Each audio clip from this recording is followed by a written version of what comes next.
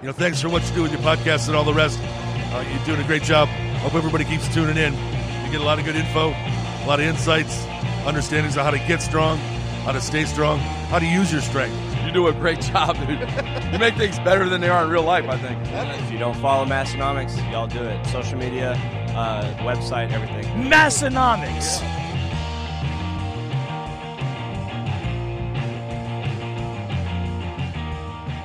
Welcome, everyone, for episode 357 of the Massenomics podcast, the lifting podcast about Nerfin.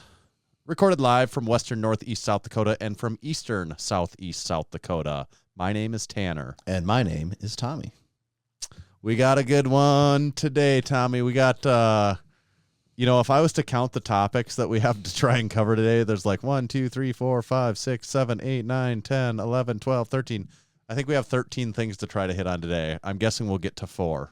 There's a good chance we will not get to 13 of them. Yeah. I bet we will not. I'm just curious what some of these topics even are. Isn't that the beauty of it? We both just dump very ambiguous things in there and trying to surprise the other guy with what we got here. What could it be? Before we talk about that, everything else that we have to talk about this episode, I want to talk about our good friends over at Juggernaut AI. This episode of the podcast is brought to you by Juggernaut AI. You can head over. It's juggernautai.app. That's where you check it out, get the info. That's where you get signed up. If you do go over there and get signed up, please use our discount code. There's no reason not to. It'll save you money. That discount code is Massenomics. It saves you 10% in the lifetime of your membership. And just like the Juggernaut AI Instagram ad that I came across today, it's like there's a quote from you and I in that ad. I don't know if you've seen it, Tommy, but it's talking about how we said, we have people at Massenomics Gym that are using basically just brand new to lifting and are using it and seeing great success. And we have people that have been lifting for basically powerlifting for 10 to 15 years and are using it now and having great success. So kind of no matter what your skill and experience level is, it's training that just kind of works over time. So get signed up. Discount code Massenomics. Thank you, Juggernaut. And this episode is also brought to you by Bearfoot Shoes. Most shoes harm your mobility by over-restricting your foot's natural movement. Barefoot shoes are designed with minimal restrictions so your feet can move the way they're supposed to. Move with more strength and confidence in every step. Barefoot Shoes was founded by Chris Duffin, who attributes proper foot biomechanics as foundational to his success in squatting and deadlifting over 1,000 pounds for reps. He helped create the company to provide a minimalist shoe that can be worn for anything from deadlifts to walking your dog.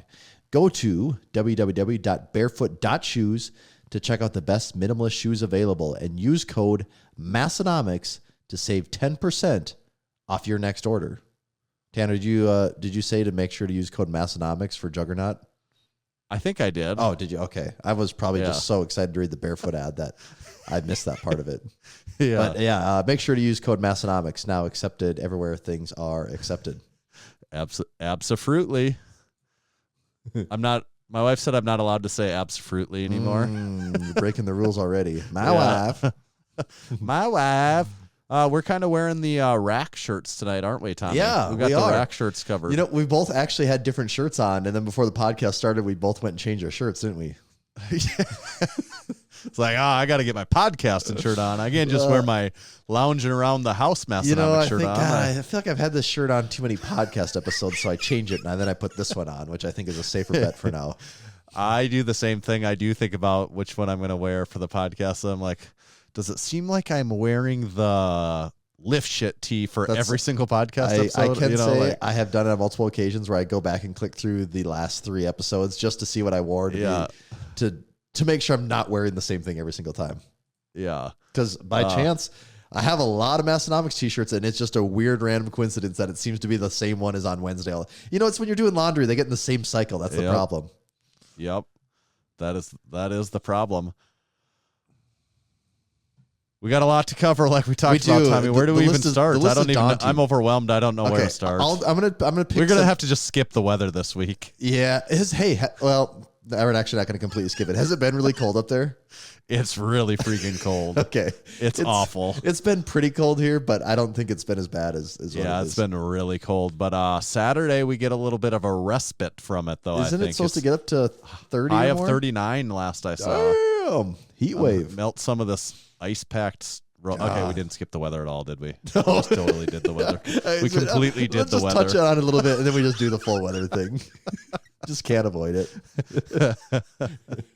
It has been really, really cold, though, so it is worth talking about. Yeah. Well, you say it's February. You got to start.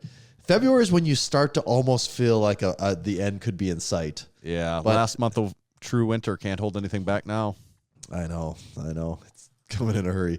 Okay, I put a few things on this list that are little, so we're gonna knock a few of these out. Okay. I had my first ever encounter with someone outside the gym that was looking at me, and they go, "Are you one of the Massenomics guys?" And I go, "Yeah." I think I got a Snapchat of the encounter Did you really? from your Oh. wife. Because were you at like Like gymnastics? Yes. Yeah, and she sent me a snap, and it said, "This guy stopped to talk to Tommy about the podcast." And I was like, and I responded to her. I said, "Oh, sweet! I can't wait to hear about it on the podcast when we record this." So Big Noah. It's actually pretty cool. This gymnastics gym on Friday nights they have. I think they call it Ninja Night or something. You just bring your kids, and it's just like open gym. You can crawl and go crazy and stuff. And our boy loves it. He thinks it's so much fun. And so we're in there, and I see this guy, and he's kind of looking my way. And then, Were you wearing a Massenomics shirt? I think I had a sweatshirt on that was not Massenomics. So I didn't have. I don't think I had anything on at the time, even. So it wasn't obvious. Yeah, no, I don't think it was obvious. I don't think it was. And he goes, "Hey, are you one of the Massenomics?" You know, he's kind of like hesitating to say it because it'd be a weird thing to say if you wasn't. You'd be like, "What?" And I'm almost just like waiting for it. And I'm like, yeah, that is me. He goes, "Oh, awesome. I love your stuff. I got this shirt, this sweatshirt." And I'm like, "Oh, sweet. You're the perfect customer." And he goes, "I listen to the podcast too." And I just said, "Yeah, that's awesome, man. I've lived down here for a few weeks now." And he goes, "Okay, I wasn't sure what you were doing in the area, but Yeah. so Big Noah, shout out for more followers in the Sioux Falls area. Sioux Falls is kind of a hot spot. It is for for Massenomics. people that for Massenomics. It kind of is.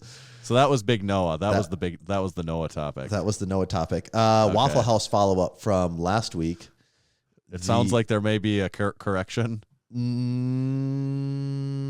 Well, so I found out.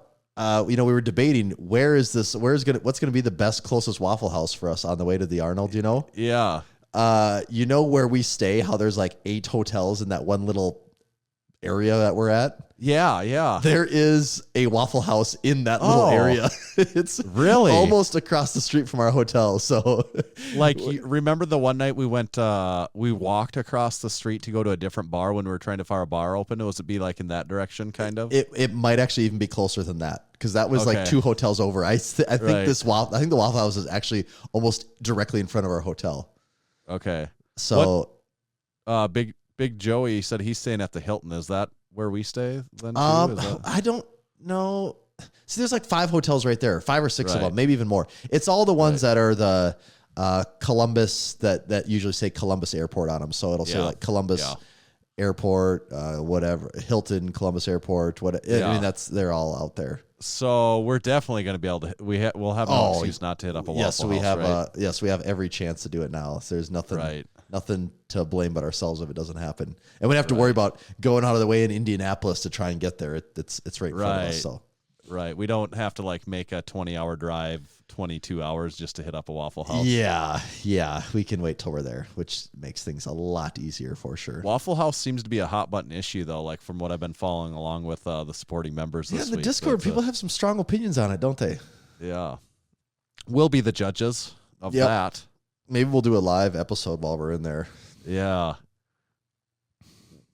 How about the meet update? I think we should talk about Lift Hard, Live Easy Classic meet update.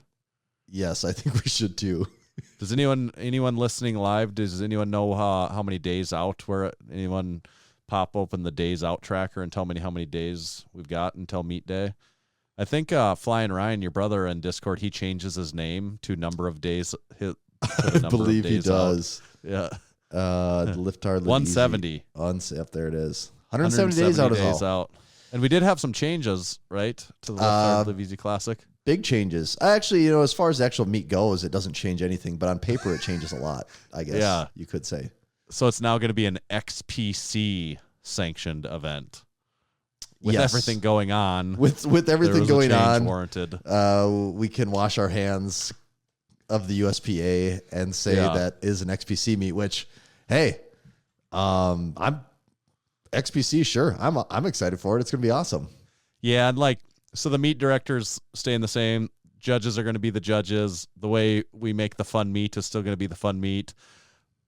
Legitimately, mostly, I think the main difference is somewhere on a banner. There'll be a different logo than that is the only difference before. And depending on how much you concern yourself with the dealings of what's going on, you can maybe with everything going on. You can maybe take satisfaction in knowing that it's not part of the mess that is the USPA right now. And but, we're kind of relieved, I think, just to not have to deal with that. Because God, so we knew this. We knew there were some things going on behind the scenes with the meet and everything, and so we've kind of been waiting to find out what the answer was. Right. Before we said what's going on with the meet, we wanted to have a for sure answer. So now we know it is going to be an XPC meet. Which I think that is best for everyone involved. I think it's a awesome step in the other direction. But the USPA thing is just such a mess. And Tanner and I have talked about this offline a ton. I'm not sure if we have a ton to add to the conversation. Obviously, domestic assault of any kind is bad. Pedophiles are bad. Sexual assaulters are bad. I think that goes without saying that that's how we feel about it. But it would just be really nice if powerlifting and these federations, I don't know if you say get it together more, or if they know there's a problem, identify it and act on it quicker. There's just so many things that could happen. But yeah, the whole thing's a mess, and we're certainly not the people to be we'll leave some of that fixing of it up to other people, I guess, and see what the best way. But for us, how we're directly concerned was this meet, and we got a great solution here now with Big Dave, the meet director, and everything. This was a great fix to this. At least, the Massenomics focus of this problem. Oh, absolutely. A huge relief to know that it just feels like it is in a better place now. Yes. Absolutely. So July 22nd. Right here in sunny western northeast South Dakota. That's right. It could also be a tornado. It could be 50 mile an hour, 60 mile an hour winds. There could be lots of stuff happening besides sun that day. Yeah, we'll be indoors, though, at least. We're not dealing with the old strongman showdown scenario. Oh, God. Just leaving it up to chance every year. Yeah. Okay. You got a couple other things in here. I do. Okay. I think we both have a special sack to talk about. Yeah. But actually, no. Let's talk about our special sack. I think you had a sack hand delivered to you. Yeah. I had a sack hand delivered to me as well.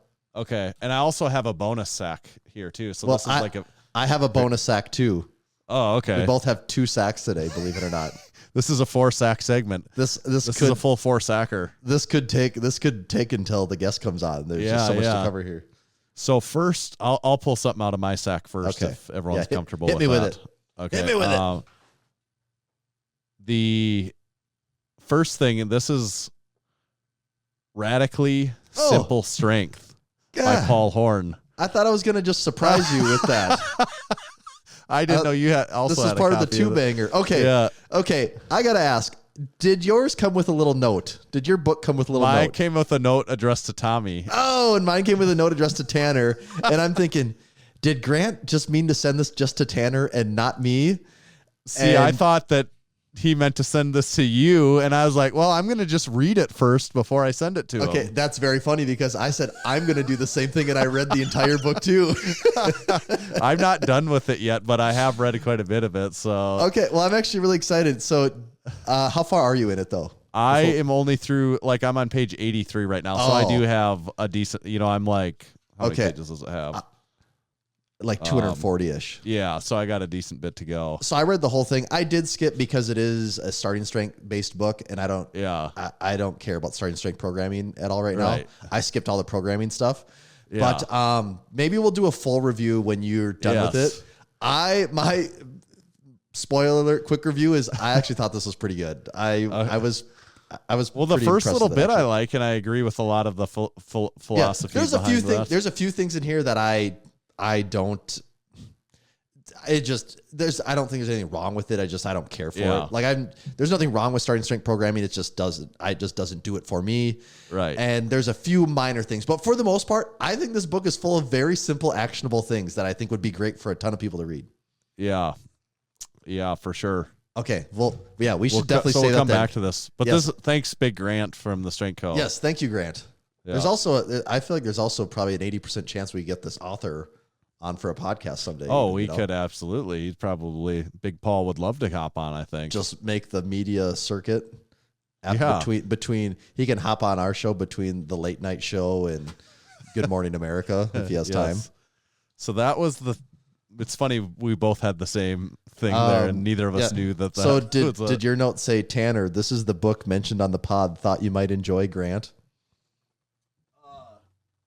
Mine said, Tommy, don't tell Tanner about this, but I've always kind of thought he's a big piece of shit. Please keep this between you and I, whatever possible. So I guess ours was otherwise, but no, mine says the same thing. Okay. Yep. So the notes just got switched around. Was all. Yeah. All right. Zigged when they should have zagged. Yep. Jeez. Have to talk to Grant about that shipping department of his. Yeah. Can we please speak to the VP of shipping? Yeah. All right. So now we need to get to the other sack.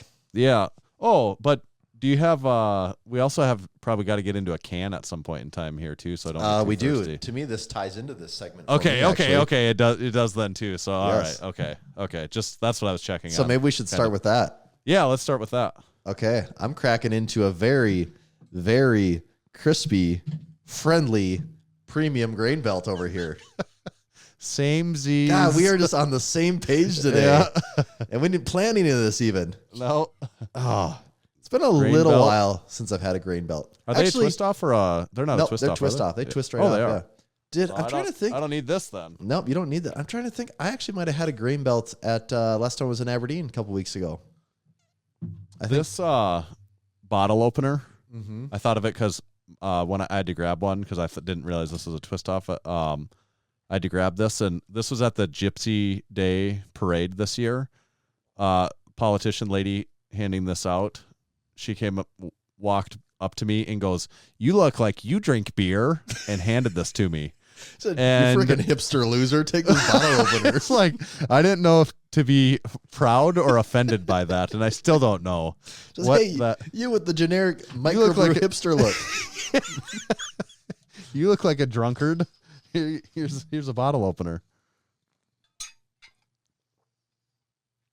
So yeah, we're both just enjoying a sip of that Grain hits Belt just right. Premium American Lager, the friendly beer brewed in the heart of America's Grain Belt. Isn't it brewed in Minnesota? I think so. I mean, is it still? Yeah. Yeah. You know what they do around Halloween time?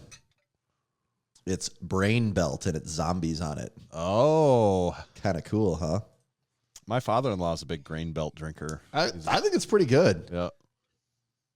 I would, as far as light beers go, because it's slightly different than the light beers you're used to, it does have just barely a different taste to it, you know?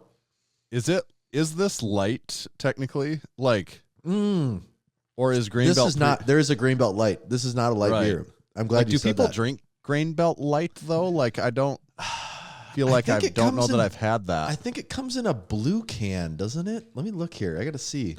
Because this one has a red label on it. But isn't it funny how certain beers, like the light Grain Belt versions, Light is blue. And now looking here, I don't think I've ever had that one before. And same thing like Corona. Right. Do you say, I want a Corona or I want a Corona Light? You just say, no, I want a Corona. Right. So how many JD Power and Associates awards do you give the Grain Belt Premium American Lager? I'm still rating this on that domestic sort of light beer scale. And as far as that goes, I feel like this is as good as any of them. I think I'd give it a 4 if you're just going, if we're talking domestic, basic lagers. I have no problem with this. I'd drink it all day. Let me take one more sip before I rate it. I'm between two numbers right now. You know, I could drink 10, 15 of these, no problem. Just give me enough time to do it. I think I'll give it a 4 too. I was leaning 3.5, and I think I might give it a 4. It is a good IPA. And then you put in that crispy bottle, and it just takes it to the next level, doesn't it? That the bottle is an important part. And then you put the bottle in a drink spotter. I can hear it clanging in your drink spotter there. That's that made in America stainless steel. That is. That's how you know it's good. Yeah, I'll give it a 4 too. So did we say where these came from? No, we have not. We haven't got to that part yet. Okay. So this is part of the sack segment, like we were saying, and this week's sack segment is, of course, courtesy of our friend, supporting member, live listener as we speak, so we can't talk crap about him. Fellow South Dakotan. Yeah, fellow Eastern Southeast South Dakotan, Big Mo. Big Mo making it happen. Right Full here. strength. And Mo brought a lot of goods. Yeah. I guess I held this up, and then I realized this is also the card too. I'll read this one. Some weather we are having. With these egg prices, I may never financially recover from this.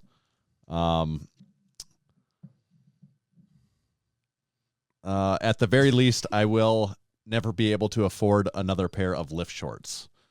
Now, ain't that the truth? But then again, who can really? No one. So Mo packed this thing fully. So first of all, he did give us each a grain belt. Yeah, so he like handled it. How did you get your a 6-pack of eggs? Did you get a 6-pack of eggs? Yes, I also did get a 6-pack of eggs. Did you try yours? I have not got to the eggs yet. I was going to eat my older ones first. I wasn't sure how fresh those eggs were, so I assumed they were fresher than the ones I had in my fridge, so I'm eating mine. But I will get to those shortly. Okay. And then there was more food items, though. Yes, that's right. I actually forgot about that. Okay, I didn't know if maybe I was getting lucky here. No. So we're talking a classic talked about on the Massenomics podcast menu item several times, right? Yes, that's been brought up many times, and we've never done anything about it. Did you get something in a red package? That would be the red chewy Chips Ahoy. And it is funny how they were about like what I expected. Now, you in your head that you said they were essentially cookie dough that you could just mold into a ball and do anything with, which you maybe could to a certain extent, but you could kind of do that. It would I be think a little messy bit. though. It wouldn't form into a super nice ball. So what is your assessment on the chewy Chips Ahoy? I mean, I like cookies. I have a hard time. You'd have to give me a pretty bad cookie for me to say I don't like don't like that cookie. So I like them. My wife likes them. My boy likes them. So they're a hit over here right now. Yeah, my kids basically ate the whole package already, and I did have a couple just to make sure that and after the first one, I'm like, yeah, that's exactly what I thought that was. You know, it's been a while, but they are pretty soft and mushy, though. They are, but they're good. I like them. So do you like those or the regular Chips Ahoy better, do you think, in the blue container? Okay, it's been a very long time since I've had those two. I actually think I'd maybe pick the chewy over the regular ones. I don't think I like the chewy as well. There's just something about it that I do. Okay, well, might have to do some research here firsthand and really make this decision. If you took the chewy one and if you held it under milk for like 10 minutes, I don't think it would. It wouldn't. But not even. I didn't dip it in. But like if you did, there's something odd to me about the properties of this cookie that it wouldn't absorb so much as a I don't think quarter ounce of liquid. Yeah, it's like liquid repellent is inside there. Yeah, it would literally repel the liquid from it. Like it would. It's like oil and water. There's just so much oil in the cookie, it won't mix with the water. Is the problem? It's something like that. But I still think I'd probably pick chewy. But I'd have to get a regular to really know for compare sure side by side. Yeah. And was that it for the food items? I think that's all the food I had. I also had this pair of Mo Strength lifting straps in mine. Got them here. Okay. And I had one other thing. I don't know if you did or not. Yeah, I wonder if we must have had different things for this last thing as far as I'm can tell. Okay, do you want me to show you mine first? Yes. Here we go.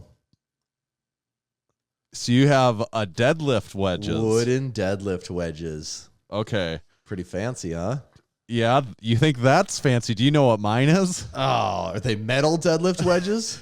No. Mine's so big I didn't even bring it down here into the fulfillment center. Mine's also made out of wood, but I have this helpful printed meme from him that can you see this? A wooden right deadlift now? jack, huh? Yeah, it is a wooden deadlift jack, and this thing Wow. is heavy duty. For those just listening, I'll probably have to describe this, but if you're watching along, you can see this in the picture. I'll hold it up here a little better, but You got the Drake meme for Big Mo made the instructions. helpful Drake meme to know how to use it, and I have used this, and this thing is like 4 feet tall Oh, really?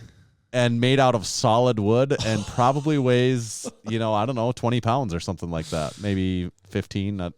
And it's pretty sweet. It's got a real nice clear coat finish on it. I mean, I was excited on these, but these aren't 4 feet tall. So that's, well, those probably work better for you if you want to take them. yeah, into the these commercial fit better gym. in a gym bag than a 4-foot block of wood. Right. Wow. Well, and I mean, those are just the material things. I also got to have a chat with Mo at my house, so that was Oh, one of so the you'd. added benefits Okay. of my sack. I didn't get to be. Big Mo came and checked out Massenomics gym here in Western Northeast South Dakota, but I wasn't there. I wasn't able to make it, but he at least got to check out the gym. I hope his experience was all right. I wasn't there to give him he the told me full tour. Okay. He told me he thought it was pretty cool. All right. So thank you, Big Mo. Hell of a sack segment. And the funny part of Big Mo, we had actually planned on meeting up when I was going through Brookings multiple times, but because when you have kids, you're always running behind schedule and things are always hectic, it didn't work out either time. And then it was, I think the day before, he said, "Hey, I'm going to be in the area." I had given him my address. He said, "I'll be in the area. If I stop by at 11 o'clock or whatever," he said. He goes, "Does that work?" I said, "Yep." And then I'm just sitting here on my computer and the doorbell's ringing. I'm like, who the hell's ringing the doorbell to my house? And I sat here for a minute thinking, do I even go to answer it? And I go out there and there's actually a person standing there. Oh shit, Big Mo said he was good. I totally forgot about it 100%. And because it was, negative 20 degrees, I said, "Oh, come inside." And I'm just thinking, oh, my wife is going to be like, "You let a person inside her house when it looks this way?" And sure enough, she came home. She's like, "Really? You had a friend coming and you had the house looking like this?" And I just had to say, yeah, I forgot about the whole thing. So my bad. The thing is, everyone's house looks like that. oh though. my God, yes. It doesn't matter if you clean it. The second No. your kids get loose, Yeah. it's just like you dumped everything everywhere. That's exactly right. Thank you, Big Mo. I appreciate it. Yeah, thanks a lot. I'm gonna take some good pictures of the jack and put it on Instagram for everyone to check it out too. I so you think can people really will see like what that. we're talking about here. Yeah. How about a little supporting our supporting members segment? Yeah, let's do it. All right. Been hoping we've got a doozy for supporting our supporting members this week.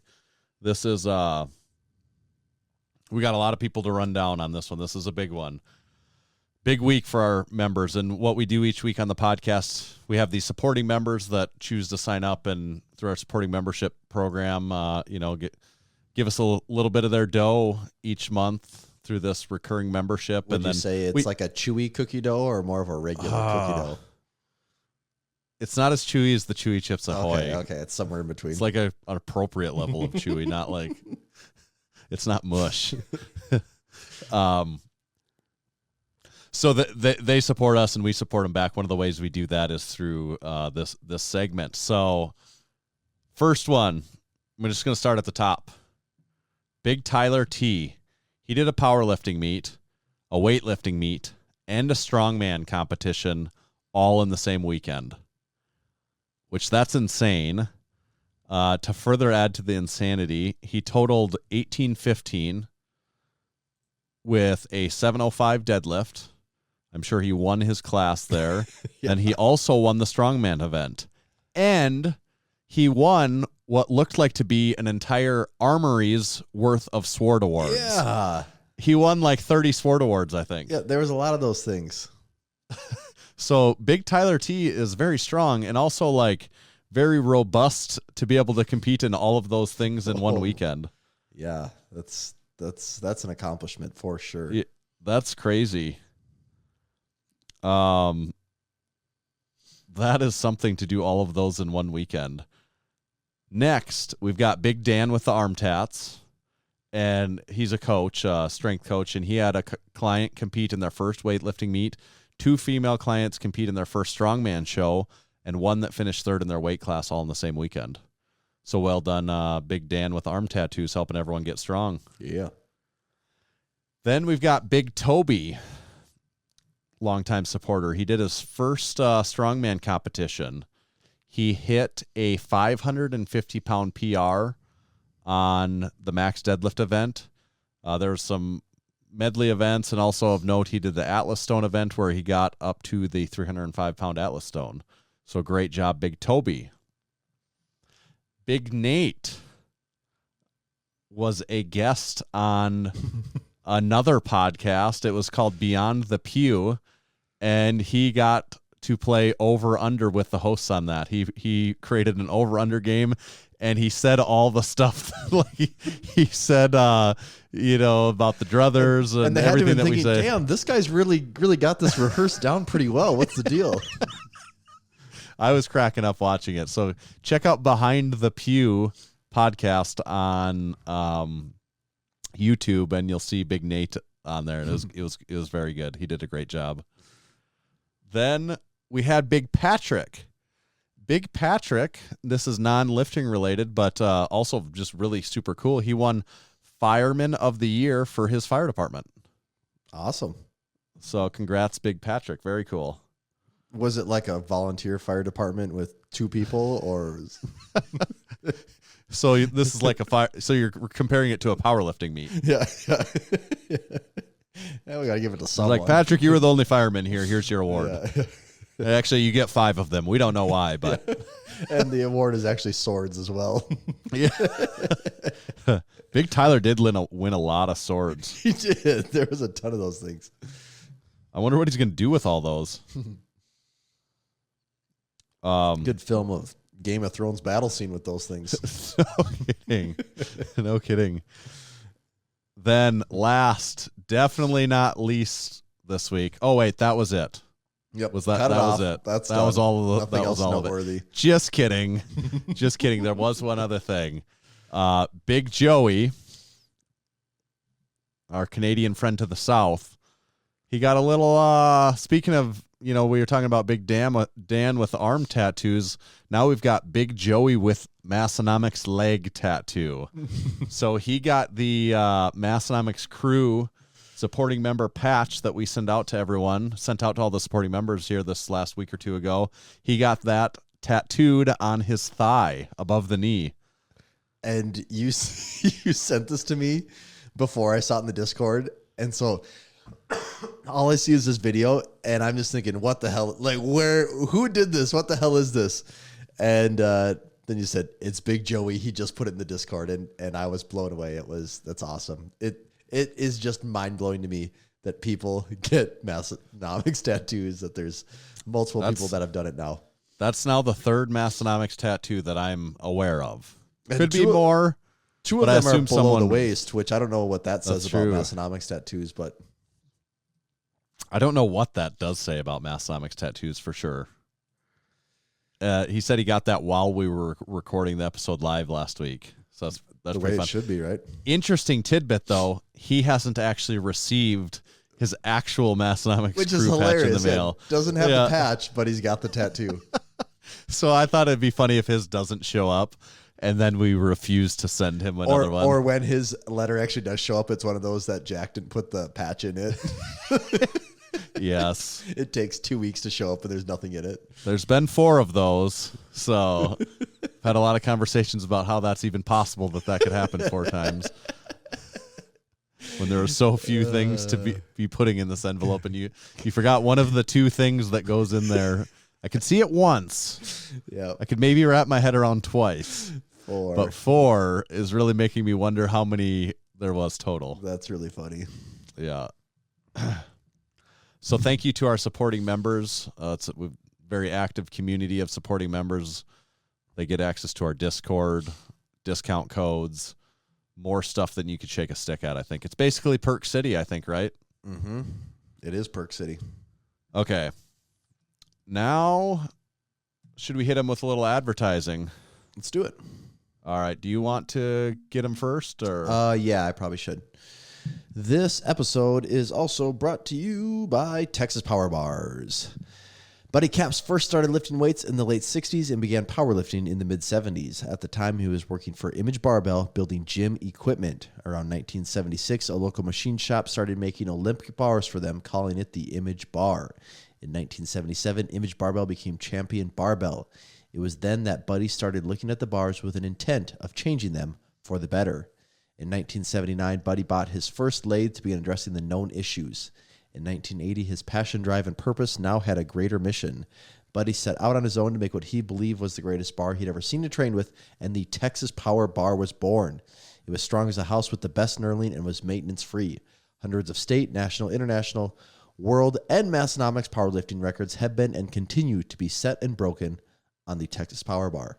To learn more about Texas Power Bars and buy one of their legendary bars, visit TexasPowerBars.com.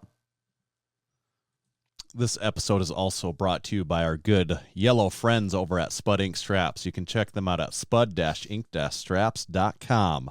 SPUD Inc. started because the lifting straps available at the time were not tough enough to handle the daily punishment that comes with training as a power lifter, a strongman, any strength sport athlete, or that could easily fit in your gym bag. SPUD Inc. created straps to withstand whatever your training puts them through. Finally, training gear that works just as hard as all of you do.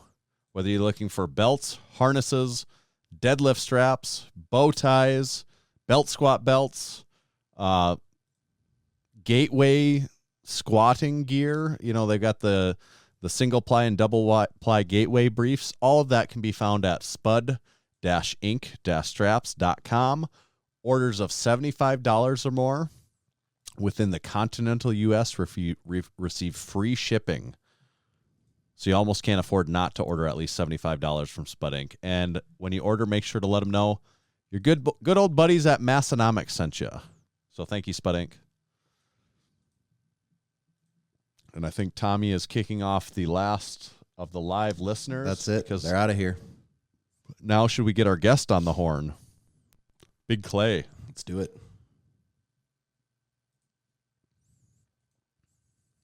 All right, let's do it.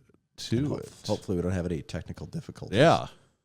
It's a weird thing.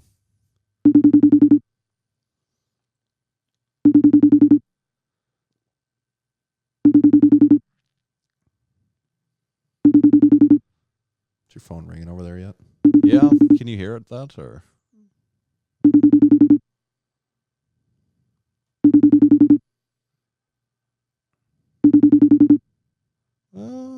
He didn't answer there. Okay.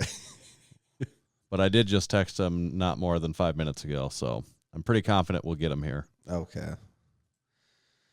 Well, we got other things on our list. Just the problem is these things could take anywhere between 5 minutes and 20 minutes each. I don't know if we want to dive into those yet. Let me just try him one more time. Okay. See how this works.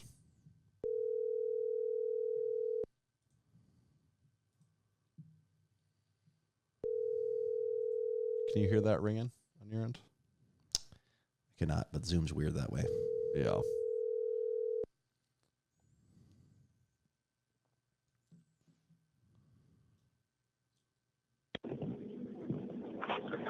Hi, you've reached Clay. Sorry, I can't. Oh, could you hear his voicemail? I could hear his voicemail. All right, now we should talk about a topic. Well, just kidding. He's calling now. Big Clay, is that you? Hey, it's me. Sorry, guys. No problem. Wouldn't be the first time that's happened. We're just happy you came back to us after all. Yes, well, I'm glad I'm here with some professionals that's happened before with. So, well, we can hear you loud and clear. It sounds like you got a great connection and a great voice for radio. So we're excited to talk to you tonight. Thanks. I'll tell my wife you said so. It could be worse. You could be like us. We have faces for podcasting, so. Hey, I've seen you guys. You guys are handsome devils. This is you guys know what you're doing.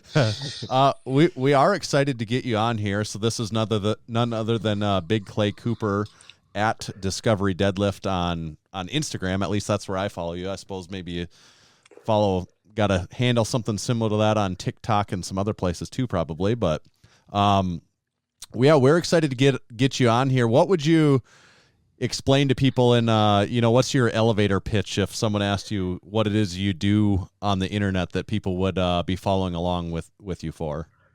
Yeah, that's a great question. I usually start with it's pretty weird, but I deadlift in the mountains or in the desert or in the forest. I go find some place by myself with my family and I bring a bunch of weights. So, yeah, I'm not a good pitch man, I don't think. I think that's a really good summed short it up pretty well. Yeah. Right. Yeah. So that's it. Thanks for coming on. We appreciate it. Just kidding. We got more questions than that. So no, that was great. Yeah.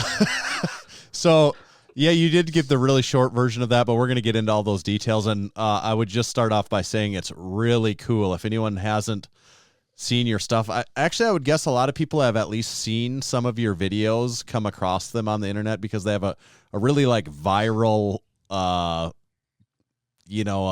characteristic to them, just the awesome shots and the scenery that you're at. But how did this kind of get started for you? What was your first trip out into, the wilderness with a barbell and plates to go do some deadlifting?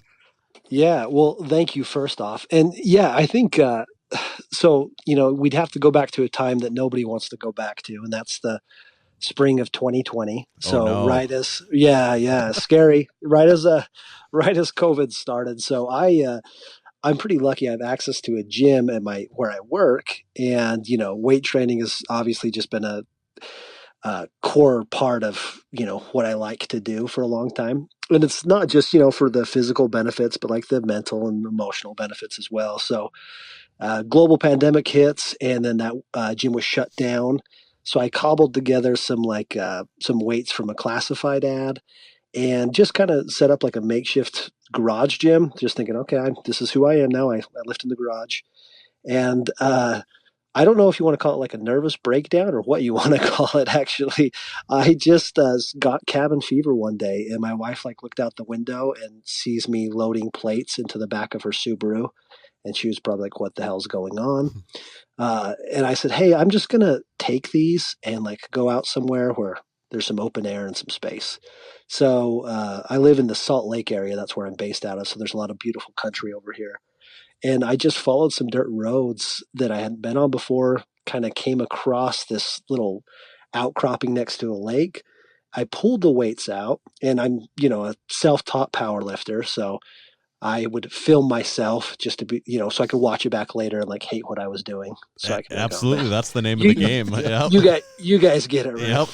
Yeah. So I set up the phone with this little makeshift tripod, just a couple of rocks on the ground, and I kind of it sounds silly, but it was kind of a transformative experience for me. It was just great to be outside in the open air, lifting. So I was out there for about an hour and a half. I picked up the phone afterwards and I was playing back some of the footage, and I was like, oh, damn it, this is pretty. This is really pretty out here.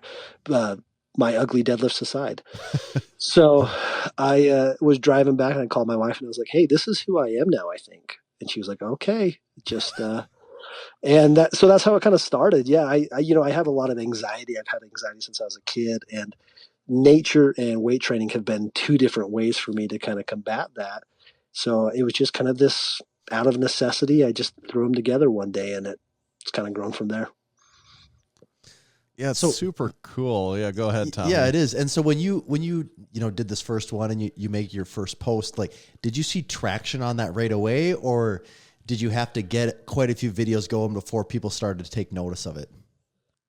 Yeah, I'm trying to remember. I had I had an Instagram that was just me in the gym, and there's probably a dozen people. It makes me think of Tobias in Arrested Development, where he's there's dozens of us. So I probably had 12 or 24 or something like that. And I just posted it, and it felt like good traction. More than anything, I was like, hey, I deadlifted by a lake today or whatever. And I remember enjoying it so much and doing it several times. I think it probably was like 2 months into it. I realized one morning I had like 500 followers, or one night, and I looked over to my wife and I was like, there are 500 people that care about this. And we were just like, this is kind of wild, thinking that 500 was just this massive milestone. But I think an inflection point as far as some traction, Coop at Garage Gym Reviews, I woke up one morning, it was like getting ready for work, and my phone was blowing up, and I realized somebody must have reshared something, and he shared something on his page. And that was the first one that kind of went, mini viral. Viral was probably overstating it, but that's where, a few hundreds at a time were starting to pile in as far as followers go. Right. So tell us some of the places you've been to and done this at. Like what are anything you can think of? Where have you all been and been deadlifting out in the outdoors? Yeah. So I think I've been to about 170 different like unique locations at this point. Wow. Which is spread across 10 U.S. states. So it's been in the States, mostly in the Mountain West, although I did make it back to New York and Pennsylvania recently. So that was kind of my first foray into the Northeast. There's national parks. Like I'm based in Utah, so I've done all the big 5 national parks here. The Pacific Northwest went up to Olympic North Park or National Park in Washington, the Columbia River Gorge over there in Oregon, the Grand Canyon. Sedona, the Tetons. I'm just trying to like name them off now. I need to have them listed somewhere. Yeah. But all kinds of country, a lot of high desert stuff, a lot of stuff up in the mountains, and then some coastal stuff. It'd be an interesting, like even Instagram post or something. If you could like kind of catalog all the different places you've been to, would be pretty cool. Or even like pins on a map sort of thing. Would be a cool visual, I think, on that. Yeah, that's actually a great idea. I'm gonna take that. Yeah. I'm gonna do that. Well, Thanks, just take guys. our royalties. I was promised a silly goose time, and this is actually really helpful feedback I'm getting here. It's a little happy accident. Yeah. It's a happy accident. Don't expect more of that. That's about all you're going to get. That's too late. Here. I'm telling everyone, Tanner and Tommy are like geniuses, and don't let them fool you that Massenomics isn't about anything. It's about lots of things. So what are some places then on your bucket list that you haven't been to? So, as far as international, we have some international plans this year, 2023, and kind of going back to like really synonymous with strength sports. So Iceland is, I think, our first international destination here. You just think about like just the massive strongmen that are coming out of there. I mean, everyone thinks of Hafthor, but I think that there's the stones there. You have volcanoes, you have coast. It's just looks like wild country. So I think Iceland has always been on our list. We're going to make it happen this year. I kind of have this idea of like trying to hit a PR underneath the Northern Lights. I don't know if I'm putting too much pressure on myself. I couldn't see the lights, and then I'm like, be really cool. And my wife films everything. I'm like, honey, get it, and then like I throw my back out or something. I don't know, but. So I think Iceland is where we'd want to go next. There's, I've talked about Norway a little bit and Sweden. In the States, though, I think we just want to do a little bit more exploration. We haven't done as much in the Midwest, so I think we'll do some Midwest stuff. So I have to link up with you. You'd have to show me all your spots, guys. Yeah. Do you know where we're from specifically? We call it something specific. It's we're from Western Northeast South Dakota. It takes a little looking on the map to pinpoint that with all the directions, but we really are from Western Northeast South Dakota. So if you ever can find yourself coming this direction, we would love to hook up with you and maybe show you some hot spots. That would be awesome. And actually, just as fate would have it, that's exactly what I was out of my next list was Western East North South Dakota. This is just uncanny. What are the odds? That's great. A lot of people say Mount Rushmore and the Badlands, but yeah, I'm glad you're overlooking those and coming straight to us. Yeah, I'm just coming to you guys. I want you guys to teach me the ways of of strength gains. Yeah. So if you can help me out in that regard, no, that would be awesome. Obviously, the Badlands, there's a Yeah. national park out there, right? Badlands National Park. There's Badlands National Park. I think is it Jewel Cave or Wind Cave? I forget what one it is. And then there's so many spots in the Black Hills. Like you could go. Well, you could just get tired from going. Right. Yeah, there's a lot of sites out there.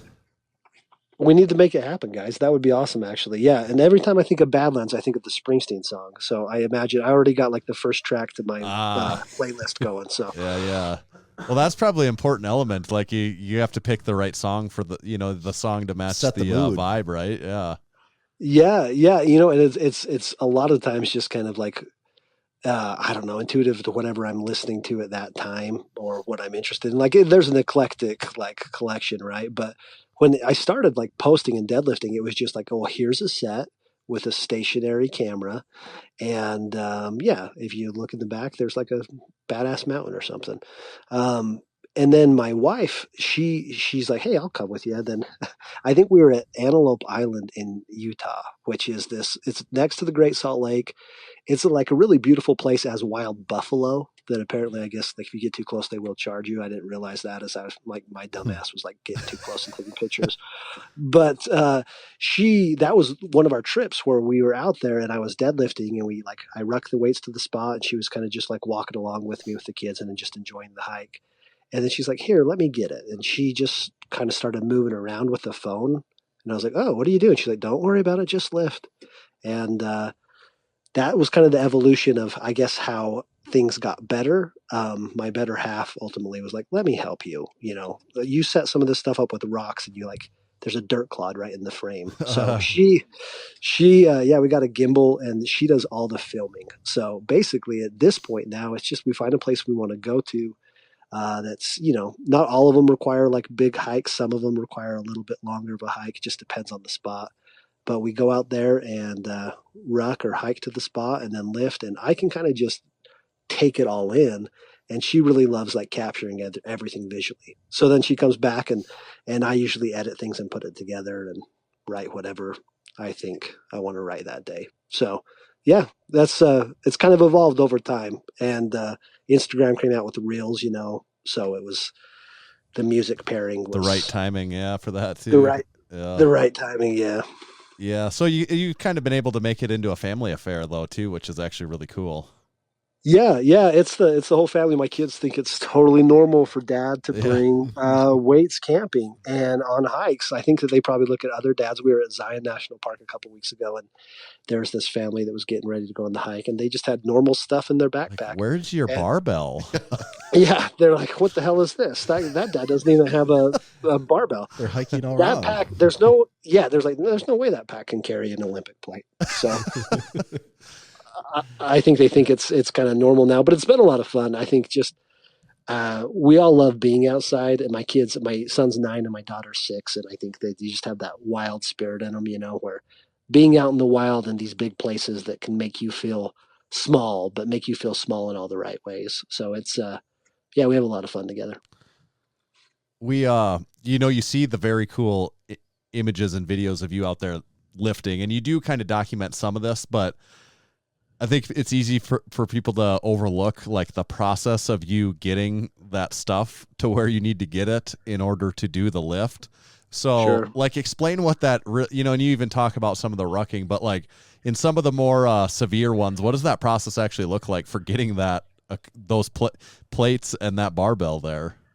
Yeah. I mean, honestly, there's been a few times where I've been like, what the hell am I doing? Like in the middle of nowhere and like just dry heaving. And I've gotten in better shape over the course of it. So like I've conditioned myself to handle it a lot better. But I think, usually it's about 100 to 145 pounds per trip.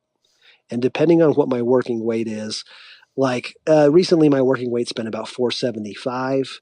I've gone as heavy as 625 out there. I've gone as light as 225 for like, we kayaked like 6 miles one time with just the 225. So the length kind of sometimes will determine the working weight.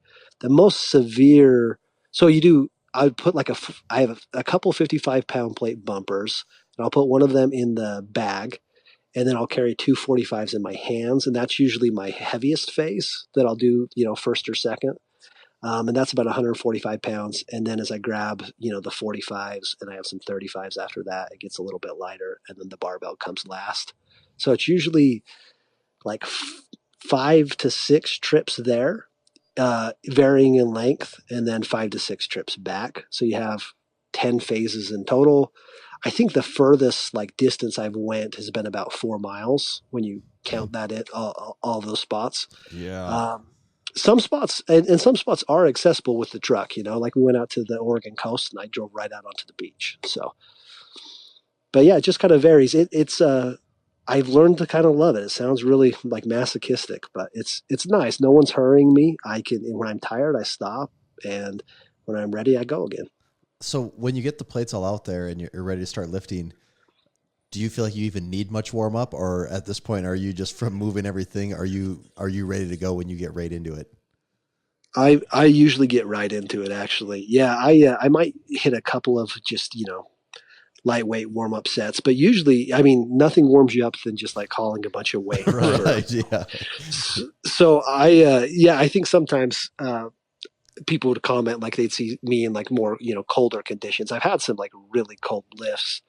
And by the end of it, they're like, oh, this guy's just trying to be a badass. He's taking his hoodie off or something. And I was like, no, I'm really hot at that point because your body really warms up. So even in those, I like to lift in the cold actually a little bit better than the heat because your body starts firing on all cylinders. And, my body temp's pretty high, even though it's cold outside. So that air feels great.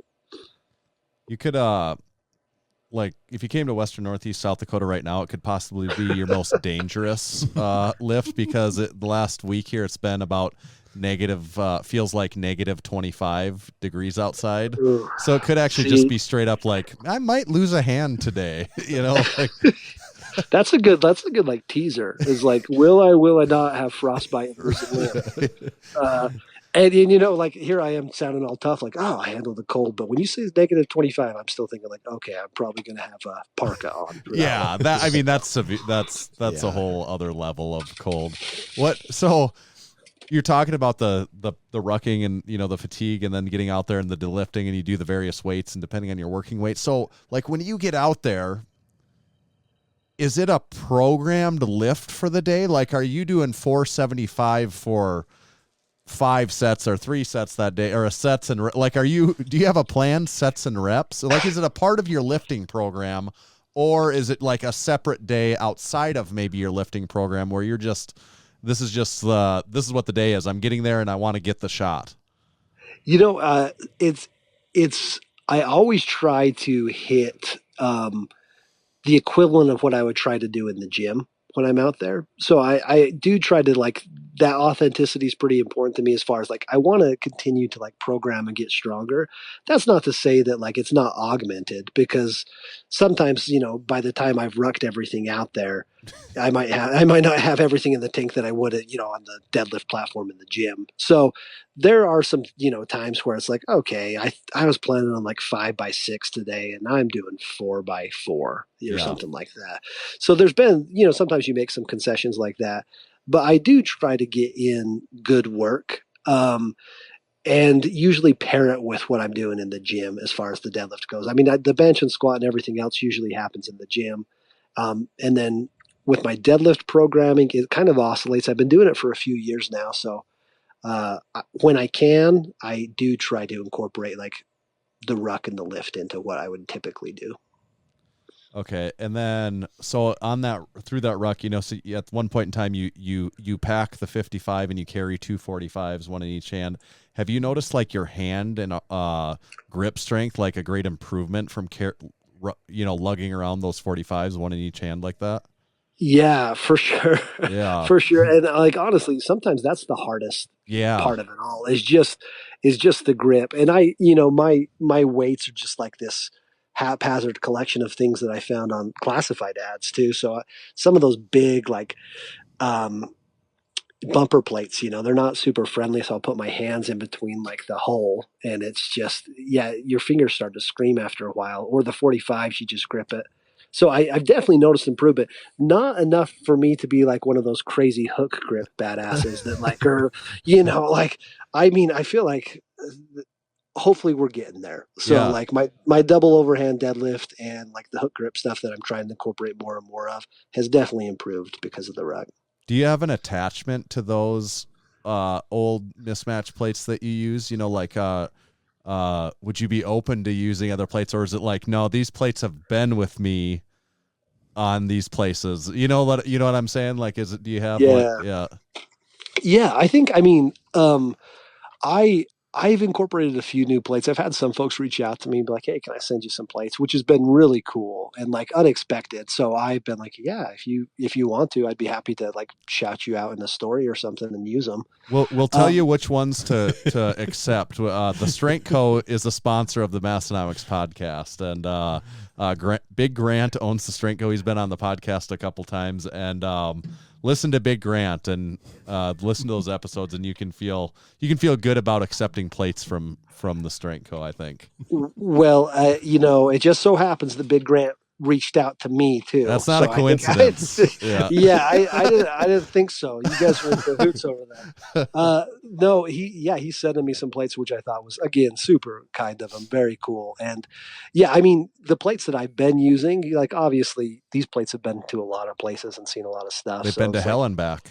They've been to hell and back. Yeah. So it kind of feels like, a kid who has like his security blanket or whatever, but there's no, I'm sure when Grant's plates arrive, I'm going to be pretty excited to throw them on the barbell. So they're super nice. They are. It's you kind of think plates are plates, and then you see them, you're like, okay, yep, there is a difference. I get it now. No, I've checked them out on Instagram, and they definitely look like it. So I'm excited. So yeah, they hold nostalgic value. Is it so much that I wouldn't accept badass plates from Grant? No. And use those because they have, like, I've beaten the hell out of them. I mean, those Rogue bumpers used to be red. I don't know what they are anymore. So Bells of Steel sent me some blue plates one time. I think the other ones are just these old cap steel, those old cap like ones the standard. Yeah. So what about, you said you moved the bar last? If you're carrying a bar over a long distance, what's the best way to carry a bar over a long distance? Like over your back, like a squat? Or like, you guys are asking the hard-hitting questions. Yeah. That like, seriously, for what I do, it's such a niche thing. That is a great question because it's been an evolution. Because I'm picturing, like one thought is you carry it like you're squatting, kind of, because then it's mostly resting on your back, but then your arms are kind of pinned up here for a long period of time. Then my other thought is, you on one throw shoulder. it over one shoulder, right, and like lean it down towards the ground. Maybe that's a good thought. Yeah, no, I mean, you just explained my thought process. So when I started, I was like, I'm just going to put this on my shoulders like I'm getting ready for a back squat. And then I remember the first time doing that, and I don't know how long the distance was, but when I got to the spot and like took them out, I mean, maybe this says more about my shoulder mobility than anything at that time. That's what I'd be thinking about as mine. I'd be like, oh, they'd be screaming at me from that. Yeah, they were on fire. So I think now it's kind of evolved into a combination. More often than not, I just hold the barbell out in front of me with like a supinated grip. So I'll just like a mixed grip, and I'll just carry it in front of me. But after a while, that can get pretty tiresome too. So sometimes I'll throw it on my shoulders, or even I think you mentioned like across one of the shoulders. Like it's all been happening. It's not always pretty. I think that there's probably lots of B-roll where I'm just like, ugh, and like making like, just stopping and like looking up at my wife and be like, what am I doing? But yeah, I say that like, oh, what am I doing? But it's this weird cathartic thing where it's like, oh, I know what I'm doing. I'm doing this thing I do. And it's whatever means I need to get the bar there. There's all kinds of different ways of carrying it, but my favorite's probably just out in front of me. What is the most challenging surface to carry barbells and weights through? Sand dunes. Sand? Sand. Yeah, absolutely. Like just, man, some of the most difficult terrain. We went to the Pink Coral Sand Dunes in Kanab, Utah, just kind of down there around the Arizona border. And it's beautiful. And the sand dunes are like this pink hue, and it's just incredible. And there was this, this ridge up to the top, and I thought like, oh, I can walk up there. It's 50 yards, 100 yards, or something like that. It is not that easy to walk 100 yards up the sand dune. I think I saw the face of God. I just like it kicked my ass for sure. That one was pretty tough. So I think the sand, and then as you're lifting, I call it like nature's deficit, but with each rep you start compressing the sand. So by the end of it, you're pulling from a deficit. Right. Yeah. It's also another point. Seeing your footwear choice before you wear barefoot shoes sometimes. Bearfoot Shoes, another sponsor of the Massenomics podcast. Hey, Barefoot. Yeah. So do you have the Bruin boot yet by chance? I'm curious. That could be an interesting footwear choice to go with the hikes and to be deadlifting in. So you won't believe this because I'm just calling in and there's no video. But as you brought up Barefoot, I reached down and I grabbed the Bruins, and I'm holding the left Bruin in my right hand right now.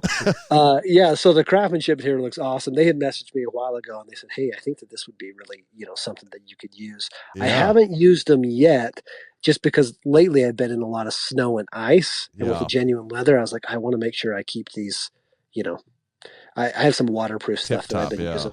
Yeah, but I am definitely planning on breaking these guys in here soon. So, and I've used is it the Ursus before? Yeah, and they've been great.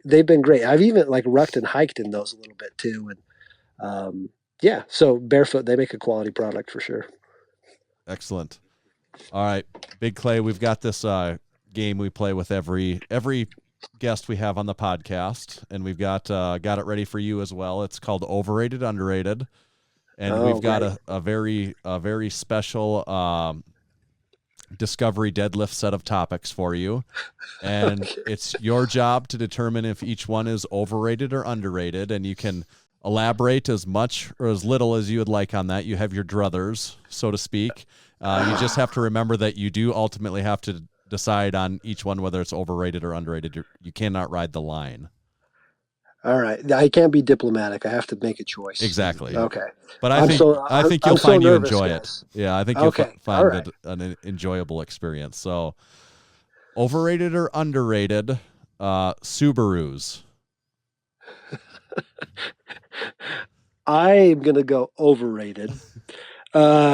My wife I sold her Subaru back, and it was hers, and she reminds me of that all the time for my rig now, which is just an F-150, and the F-150 is way better for hauling weights. So I'm gonna say underrated. I actually one time I brought a bench out there. We were doing I was like, I'm gonna go bench at this spot, and I shattered the back window with shutting it all the way. So I loved the Subaru, like it was good, but I'm going to say it's overrated, especially now that I have the truck. That seems fair. That brings up a good point. Have you done, you said you did try the bench that time, because you could, in theory, you wouldn't need a bench with full on, arms to rest the bar on, because you could, in theory, sit on the bench, hoist the bar up, roll it up to you, and then you could press that way. Also, another thought is for the squat, you could do a Steinborn squat, I guess. I'm not that I've ever done a Steinborn squat, but that is a way that you could squat outdoors. Yeah, no, that's a good point too. So with the bench, it had these like old rudimentary like arms that were welded together. So I did have some arms for that one. The one that I wrecked my wife's back window. As far as the squats and stuff, so I've done like front squats, and like I feel like every 6 days on Instagram I have a story about how much I hate front squats, but I make myself do them. So I've done some like but I haven't done any Steinborns. That's something to think about. I think you guys got me thinking about those, and then you got me thinking about Jeffersons too, guys. So maybe yes, okay, yes. Hold the phone. That's what we really need you to do as a Jefferson deadlift. That would be the ultimate, in my opinion. Well, when I get out there to the Badlands, you guys can teach me the finer points of the Jefferson, and let's get some, when maybe it's not negative 25, or maybe Yeah. when it is negative 25. I don't know. Maybe we just do it anyway. I like where that's going. Yeah, I think there's definitely some lot of good potential ideas there. Yeah. Yeah. Okay. Overrated or underrated? The Discovery Channel. I'm going to say underrated. I mean, I don't know if that just means that I'm 35 now and like I like documentaries more. We're the same But- age, so we get it too. Yeah. Like any kind of like Nat Geo or Discovery Channel documentary, if there's somebody out there surviving. I mean, obviously I love the outdoors and being in the outdoors. So you got like a 6-part docuseries on Olympic National Park. I'm there. I'm going to watch it. So I'd say underrated. Okay. Overrated or underrated? Patagonia, the brand. I don't have any Patagonia gear, so I feel like I can't. Oh, you're telling me I can't walk the line though? Right. You could just go out based on your perception, I guess, at that point. Then, yeah. I don't know. I think I know that they donate a lot of money for causes. So I think that's good. I'll say underrated. I know that they're also expensive though. Right. So I've heard the Patagucci or whatever. Yeah. So so I think it's cool that they use their money to like support things that they believe in.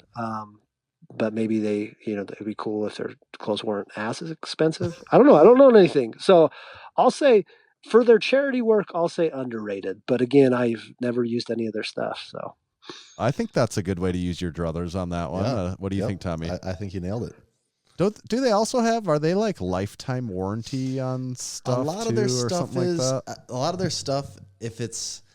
I'm not sure if it's a lifetime warranty, but they will buy it back like at any point. Or something, So, okay. yeah, if you have Okay. heavily used stuff and you say I'm done with it, they will give you credit in some way for it. Now, I don't know Gotcha. if it's a $300 jacket and you say I'm done with it, if that's They'll give you like $10. Yeah, I don't know exactly how much credit they're getting. It probably depends on the condition of the item too, but like they do have, I get their emails and they do have a tab that you on their website for used items that you can buy. So, I mean, they are taking That's cool. it and reselling it. So, Okay. no, and I think from a sustainability standpoint, that's pretty cool. And that seems like it's a core principle. Yeah. So anybody who I've talked to who has Patagonia stuff, though, I will say like does love it. So I just don't have any personal. Certainly a vibe, isn't it? Yeah. I mean, I actually read Nick Offerman, the actor who plays Ron Swanson. Yeah. His latest book, he talks about going to Glacier National Park and like him buying Patagonia gear and stuff, and like just how much he loves it. But he does it in a really like knowingly way. He's like, yeah, I get it. I'm spending a lot of money on Patagonia, but like it seems like it's quality gear and it's cool that they do buyback stuff. So Okay. we'll go underrated Patagonia. Okay. All right. This next one's the last one. We usually save the best for last, and we know you're a Utah guy, obviously. Our research department dug up that possibly you are a basketball fan or enjoy basketball. Your research department. So we're a very large company over we here. have many You departments. you guys had the interns in this. It's an unpaid yes. internship. They didn't even get paid for this. No. Strict internship policy, never paid that here. break company policy if pay was involved. Yeah. It's No, not. you guys It's are not the even up to principal. us. It's just company policy at this Yeah. point that Yeah. we just follow the rules. We don't make them.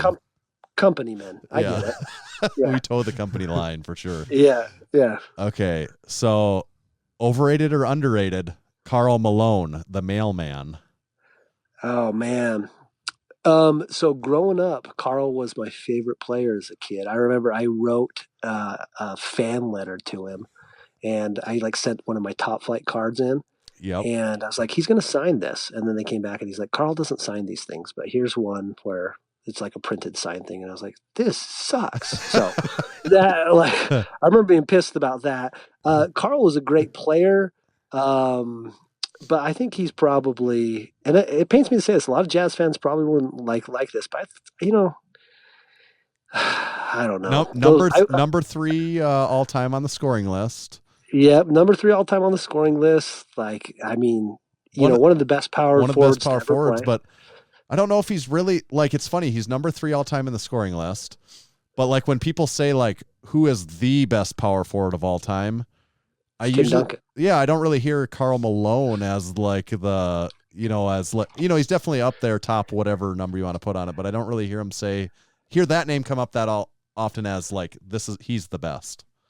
Yeah, and there might be some jazz heads that are going to like this, but I'm going to say overrated for Karl. He just, I don't know. We couldn't, and then obviously it doesn't help when you run up against Michael Jordan twice. Right. But yeah, I think for his longevity, and obviously the guy was a total unit, like just a monster. Don't forget about his time in professional wrestling. Yeah, too. Oh man, I was a 12-year-old Utah kid. I lived and breathed that stuff. I was like, Karl and Diamond Dallas Page are taking on Hollywood Hogan and Dennis Rodman, and I think they lost to. I remember like they had jazz players that would come to like youth things, but in my hometown, and they had like Greg Foster, who was like one of our centers. Yeah, 00. Yeah. Oh, that was Ostertag. Oh, that was Greg Ostertag. Yeah, that's right. Yeah. Although nice with the Ostertag reference. Yeah, we didn't get Ostertag. We got Greg Foster. That's kind of worse. And I remember everyone was like, "Who's going to win the wrestling match?" And I could just tell Foster was so annoyed with the line of questioning.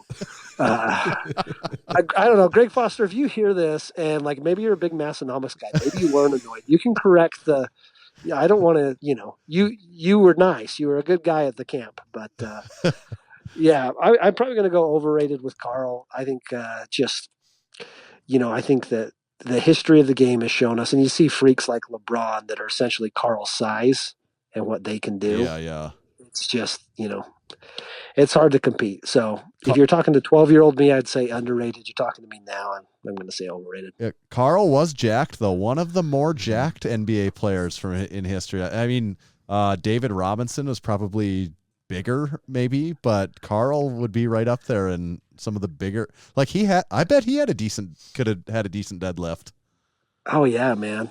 Those leverages. Yeah. He's a big boy. Yeah, he's a big guy. Yeah, you bringing up David Robinson though, man, that guy was like an Adonis, dude. Like I remember just seeing his biceps and being like, holy, like he could just pop someone's head off in a headlock. That guy's. If David Robinson career was lifting, I would be and like it'd be a scary thought what his physique would look like, or I would also be curious how strong he could be at some things if that would have been the thing he was into. God, if he would have trained. Oof. You guys are saying this right now, and like I'm not as much of a basketball fan, but I 100% know who David Robinson is. I have him picked out in my head. Yeah. And I had to look at pictures. I'm like, damn, this guy's arms are really big, actually. The Admiral did not play. He had some crazy stat lines too. I think the Admiral might have had like maybe a couple quadruple doubles to his name. Quadruple double. Yeah, he scored. I think he scored 71 game too. I think he did. He did, and he had some crazy rebound number games too. Yeah, he was, and it seemed like the Admiral was just a good dude too. I mean, I think so. I couldn't like the Spurs as a kid, right? Because they're in the Western Conference, but right. He just seemed like a good guy. You had him and like Avery Johnson, and then Duncan came and just wrecked us all. But I think David Robinson too had to come to the NBA late because he was in military service before. He was, yeah. Is he in the Navy? I want to say he was like in the Navy. Yeah, he must. I mean that would make sense. Navy. Why he's the Admiral? Yeah. That's where he played in college. Yeah.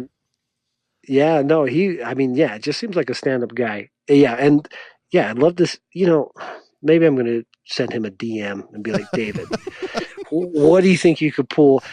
Actually, I had a cool experience. I had one of, how like Instagram or TikTok works, right? Well, for whatever reason, it seems like one of the videos just like gets stuck in that algorithm and like gets some traction. Right. I had one in particular where that happened, and there were these different verified accounts liking it. I was like, oh, this is cool. And then Kevin Garnett liked it. Really? And I was like, the big ticket. I was laying in bed. It was like 11. I couldn't sleep, and I was like, oh! And I like sat up, and my wife's like half asleep. She's like, what? I'm like, Kevin Garnett just liked my reel. She's like, the basketball player. I was like, yeah, the basketball player. Like, that's really cool. That is. Yeah. I like quickly followed him. I was like, maybe he'll follow me back. He did. He doesn't follow anyone back, I don't think. But yeah. Anyway, KG, he's a big listener to Massenomics here. Gotta be. What's up, man? He's strong Minnesota ties there, at least for a long point in his career, and just our neighbor to the east. So I would assume he's pretty into it. Talking about the Instagram thing and the algorithm thing, like, do you ever feel like, hey, I'm figuring this algorithm thing out, or do you spend more time thinking, I do not understand it? Like, which side of the fence are you on? You probably experience some of both. Sometimes, because it seems like sometimes you get on a hot streak and you think, yep, I know what the system likes, and then it can change on a dime. It feels like. Yeah, I think my experience has probably been that of like most people that like, post any kind of content online. I'm sure you guys can relate, right? Where it's you might curate something, you're like, oh, this, I feel really proud of this, and then it's like nobody sees it, and then I'll throw something haphazard together just one day to be like, oh, this is kind of a cool idea, and then it just takes off. So I don't know. Maybe I'm not a very smart man. I don't think. I don't know if I understand. I don't know if I understand it. I will say this though too. And this maybe sounds like a line, but like honestly, Discovery Deadlift for me, I know it's just like I'm taking weights out into the middle of nowhere and lifting them, but it feels a little bit like a microcosm for me. I'm just trying to be a better dude. And, the weight that we carry, like emotionally, or the baggage that we all have, I don't know. Maybe it's just some meathead trying to be poetic, but I make what I like. And I think ultimately that's where I'm just like, oh, if I like it, then I like it. And yeah, if more people see it, then that's great. But I think that it's freeing for me if it got to the point where I was just doing it to be like, oh, how do I increase my engagement? Or, oh, I think I'd be kind of, that would miss the whole spirit of why I started doing this in the first place. So, yeah, I feel like I've gotten to a nice place. Like if it performs well, awesome. If not, like I was able to go to a beautiful place with my family and like do some hard stuff. You still won.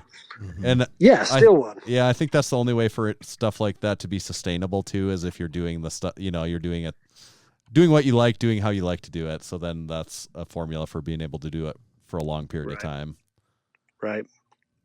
Good news. It looks like you passed overrated, underrated. So that's important.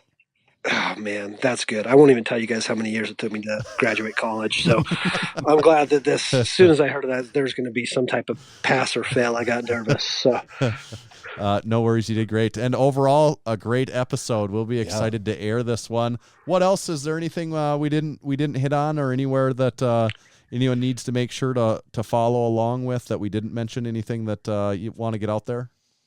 No, you guys treated me to the ultimate silly goose time. This was great. I appreciate what you guys do. I was scrolling through your page today and just laughing to myself at this. Yeah. No, sincerely, I think it's great what you guys do. And thanks for the opportunity. It was really cool when you guys reached out. I was like, oh yeah, I'd love to talk to you guys. So, no, I think it's pretty straightforward. Like I have an Instagram handle. I'm on TikTok.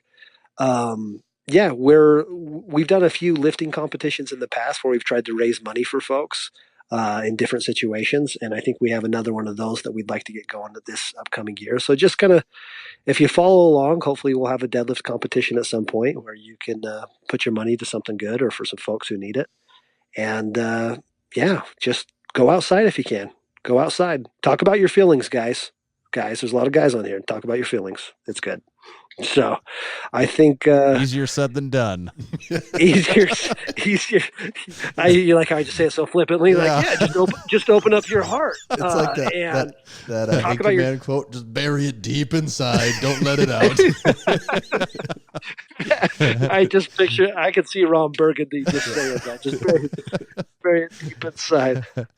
Yeah, I appreciate it. So I'm excited, and yeah, I'll obviously wait for you guys to post this, and then I can listen back to it and be like, do I sound like that? Hey, we do that we have that feeling every week for the last 7 years, so that doesn't go away.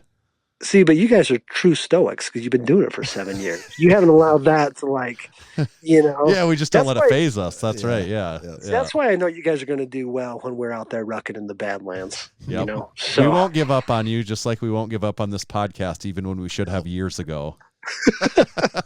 I'm glad you didn't. No, thanks a lot, fellas, and thank your research team too for doing the deep dive. We'll pass the memo along, but we don't like to give them too much credit. Yeah, don't pay them, right? The internship. No, gosh, no. Right. Nobody gets paid around here. Cool. Awesome. This was a great episode. We appreciate it. Thank you for taking the time. This is good stuff. Hey, thank you both. All right. See ya. Thanks a lot, Clay. See you, fellas. Bye. Cool beans. Cool beans. Those are outdoorsy cool beans. Yeah, you got a couple cans of cool beans outside on a campfire, right? Underneath a mountain. Campfire cool beans. That was good stuff. I think that was really fun. That was a good one. Yeah, Big Clay gets it, doesn't he? He does. He really does. All that time outside's really centered him. Yeah. Just gets it. I feel like he's been following along with Massenomics for years after that. I think he's been a day one follower. He knows my impression. He might know us a little too well now that I think about it. What's he? Better not be trying to wedge in on our thing here. Next thing he's gonna be having a silly goose time out there. Yeah, starting his own little Discord crew out in the mountains without us. Yeah, it'll be like a Discord crew, only people in person, real people. I still can't get over looking at David Robinson's delts and his David biceps. Robinson. Do you have a Google tab up, Tanner? Because you need to look. I mean, he's freaking jacked. Oh, I know. 7'1", like if this guy, you can't tell me if this guy wanted to do strongman, he wouldn't have just destroyed everyone in the world at that time. We probably should have talked about it. It's funny. Okay. I have a topic that's been in our list of topics for a while. Now that I'm thinking about it, it should say David Robinson because I've often thought David Robinson is the most jacked NBA. There's other people of varying physiques and stuff, but as far as like super talented NBA players, I don't think there's anyone with quite the physique of David Robinson, in my opinion. Ben Wallace was a pretty stacked dude. But even Karl Malone. But like Shaq wasn't built like this though. Not like this. Well, he was not near lean enough. If Shaq was lean enough, maybe he'd resemble this. I don't know though, because David Robinson's has a leanness and a musculature to him that is just odd to see on a 7'1" guy. That's why I couldn't believe, because then I'm thinking, well, maybe he wasn't as tall as I remember. And then I'm flipping through and I see a picture of him taller than Tim Duncan. And I'm like, what the hell? You're taller than Tim Duncan? You're 7'1"? What? Yeah. Because some of these pictures, when he's about to shoot a free throw, it looks like he could just flatten the ball.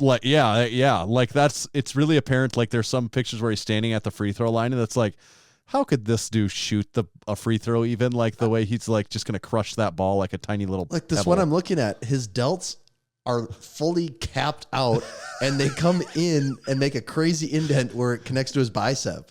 I know it's an insane physique. Yeah.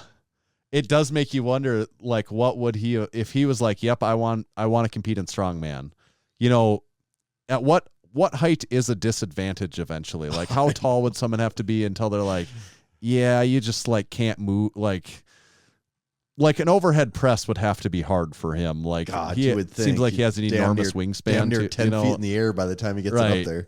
Right. But there's some things he would have to be pretty good at, I would think, Oh, especially once he gains 100 pounds and really fills out. Yes. David Robinson, interesting subject though. But the subject I've had in current topics for a few weeks is Mike Bibby. So Mike Bibby was the point guard for the Sacramento Kings during their really good run in the early 2000s. There's one year they lost to the Lakers in the playoffs, and a lot of people think it was like the worst officiated playoff series of all time. Big conspiracy theory that they had to get Shaq and Kobe through there. Mm-hmm. But he was the point guard for them. Wore a headband a lot of times. The Kings were a cool team at the time. If you look at Mike Bibby now, he looks really odd. Like I just found this.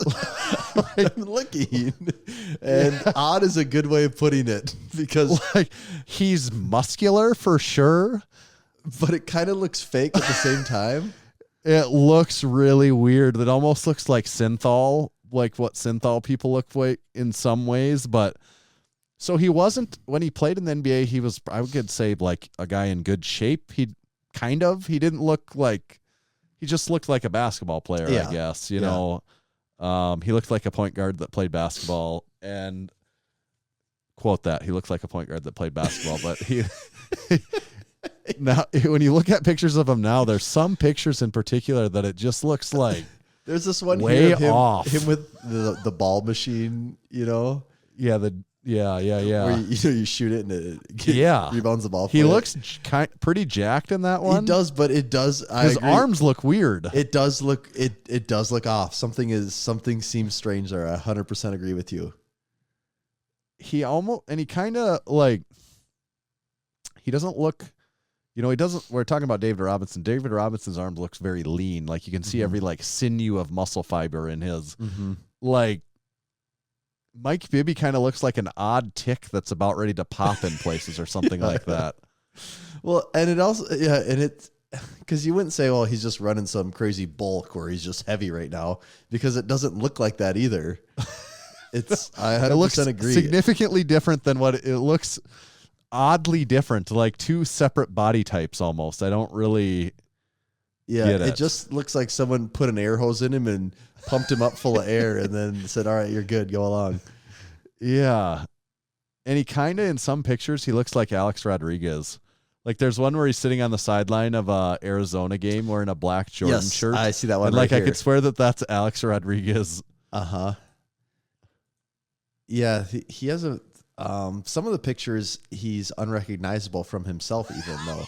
I mean, I know, like some he between- looks just so different. sometimes it looks like he's balding and doesn't have hair, and then other times he has this really thick black hairline, and then depending on the photo, his skin complexion's way different too. Yeah. Huh. Bizarre. And some of his facial features look different, and so, like where I'm like, they almost look like, I don't know, maybe that's like what happens after a lot of plastic surgery or something like that. Not really sure. Guess we'll have to get the research team and see what Mike Bibby's been up to. I'm not judging him. No, like not trying to like say, but I'm just saying it alarmed me the first time I saw something. I was like, what is going on? Like, is that the same human being, or am I confused here? No, I totally get there does seem to be something that's off in some way there. Do you remember Mike Bibby? A little bit. Yeah. Not a ton, but I mean, if you were to ask me who he was, I'd say he was a point guard for someone for sure. I think I'd have a hard time. I guess he would have been pinning it like post white chocolate Jason Williams Kings. You know, I think I don't know if they overlapped at all, but so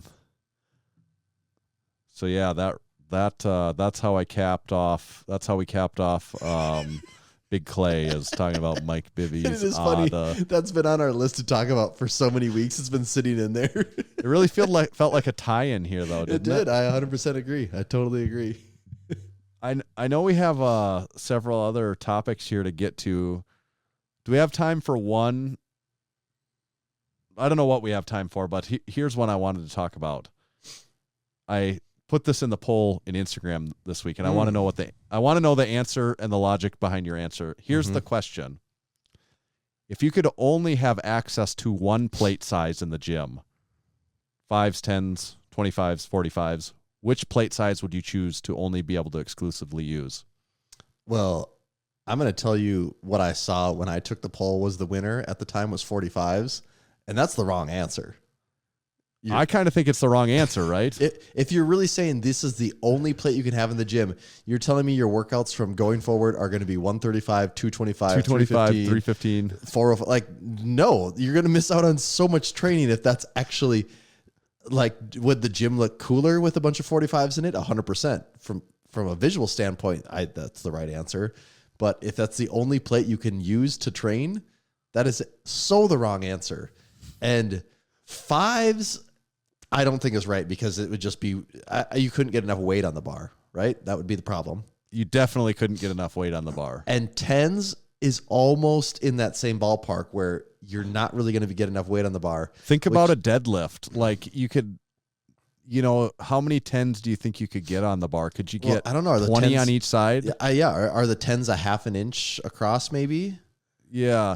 Like say even if you could, maybe you can't even get 20 on a side, but if you could get 20 on a side, that'd be 200 pounds on each side. So the most you could ever lift is 445 with tens. Yeah. For a lot of people, that's going to be a limiting, would be an overly limiting factor for like the squat and the deadlift. Yes. So the answer I picked was 25s, because I think for deadlifting and squatting, 35s could also be a choice as just they could. to even I feel expand like our that options here. Yeah, I feel like that still is too much. I picked 25s. I think that's that happy medium. But now you got me thinking, well, how many 25s could you fit on a bar? For some people, I think it would be limiting on the deadlift because I think the 25s are usually just about as thick as the 45s, if not the same thickness. That's what I was going to say. So you might only be able to fit 10 25s on each side of the bar. But there'd be 250 though. Yeah, but you'd be capped at 545. Yes. So the only people that have that problem then is people that are lifting over that, which then it's not most people, right? Yeah. And then also how many of if that really was your only way around it, well, even if you deadlift 600 pounds, how often then are you training going weights up over there? 540, yes, over 550? That's why I would still say I think 25s are the right answer here. I think that is the way to go. It does. The biggest limit is going to be your bench training is going to be much harder when you're working with 25 pound or 50 pound jumps. That would be the more challenging one. Yeah. But squat and deadlift, it's not ideal, but I think you can make that work. I think 25s is the right answer also. And I thought it was interesting so many people picked 45s. I think people are just thinking about it from a visual standpoint. That's what they want. I think if you're someone that's, squats and deadlifts in excess of 700 pounds or maybe even excess of 800 pounds, 35s could be a better choice. They might maybe be. even possibly 45s if you're strong enough. But for the more common strength athlete, I think 25s are the right choice. I 100% agree. If you can, because you're not going to make 90-pound jumps on everyone. You're like exactly like the bench press, for example. What do you do then? You're like, well, I mean, you could program that, but what if you're someone whose max bench is 290? Exactly. Now the only things you can do are 135 and 225. Yeah, you're just kind of screwed there. It's, I think 25 is the right answer. I would take a lot of persuading to be pushed away from that. Yeah. I think that's almost definitively the right answer out, unless you're maybe in the top fraction of a percentage if you're Dan strength. Bell, Dan Bell, 45s are the right answer for sure. Right, I or agree John Hack, because 45s because they can't be limited to a 550 pound lift. Like that's If you have a multiple warm-up for lifts them. over 600 pounds, then you can start to maybe say 45s. But what if it's 35s? You can fit 10 35s on a side, so then you can go to 745. That would catch a lot of people then. You'd have to be squatting 800, but still, if you're Dan Bell or John Hack, you have to go 45s though, probably. Mm-hmm. Well, yeah, you have to. When you're John and you're regularly getting in the 800s just for your deadlift, it's, But the rest of us, I think 25s is the answer. But then what if your brother, for example, his deadlift is 700 pounds. So the most he ever gets to deadlift now is 545. But then you're flying Ryan, for example, again, your max bench is 300 pounds. So if you go 45s, you now can deadlift 675, but your bench, you can only work with 225. Yeah, and 135. I think you still got to go. I think you'd still have to go with 25s, I think, in that case. Or what about 35s for him? Would that be maybe 35s, but but 25s on bench, are then going to that's suit you gonna, better. 25s are going to suit you better on squat. They're going to suit you way better on bench. It's just on deadlift. The other thing is on deadlift then, because you're going 25s. Right, you're working from a deficit. Right, I guess you could still. We're not saying you couldn't use a block. But there's no rules here saying you couldn't use blocks. That would right. be, You'd want to use a block, right? You can use a block to simulate the right height. Yeah. That's what if you had to open a gym and every plate manufacturer was closed, the strength co for whatever reason said we're not selling plates anymore, and you had to go on Facebook Marketplace, and the only thing you could find were a single weight plate, a guy selling 10s or a guy selling 25s or a guy selling 45s. You couldn't buy, had to only buy. They said, I'm only selling them in a set. I think you got to go with the guy selling 25s. I think you do. It's a dilemma that we probably don't have to face, but I think it's an interesting discussion. It is. And I posted it more as a joke, and then after I posted it, I really thought about what is the right answer. Well, and it's not 45s. And it's interesting now that we're talking about it because I didn't give this that much thought at all. I just saw it and I thought, well, the most practical would be the 25, and I clicked it right away. Yeah. And I saw that 45 was first, and I'm like, really? Am I thinking about this wrong? And then I moved on and didn't think about it anymore. So I'm glad you brought it up.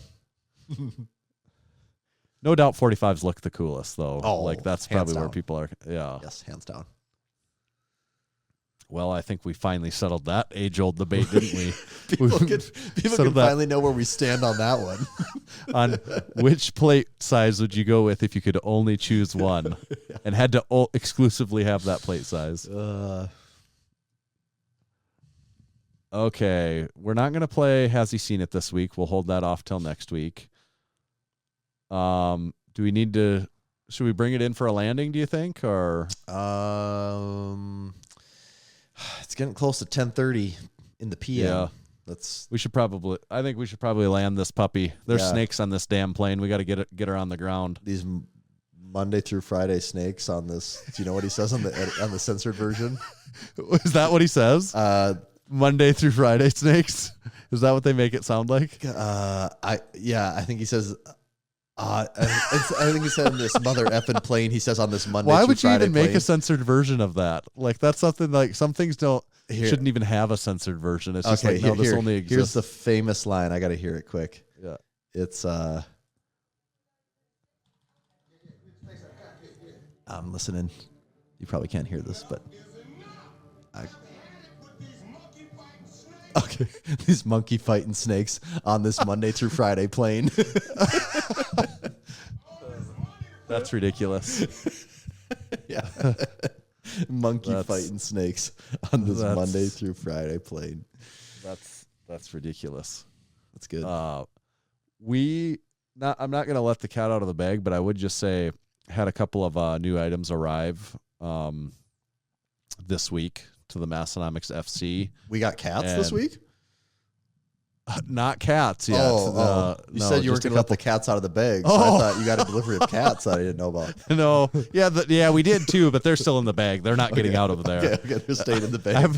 It's funny, I haven't seen the bag move in a while, so I don't know what that means, but... there's a reason they call it a cat nap. I think they're all taking quite the cat nap right now.